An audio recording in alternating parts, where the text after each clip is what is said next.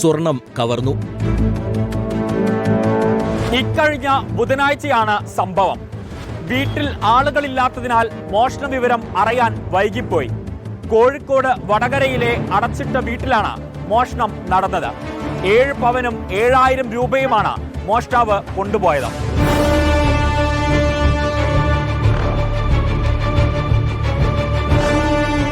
വീടിന്റെ മുൻവശത്തെ വാതിൽ തകർത്താണ് മോഷ്ടാവ് അകത്ത് പ്രവേശിച്ചത്.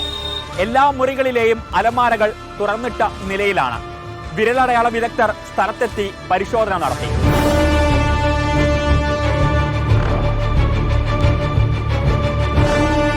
വീടും പരിസരവും കൃത്യമായി മനസ്സിലാക്കി വീട്ടിൽ ആളില്ല എന്ന് കൃത്യമായി അറിയുന്ന ഏതോ ഒരാൾ, അയാളാണ് ഈ മോഷണം നടത്തിയിട്ടുള്ളത്.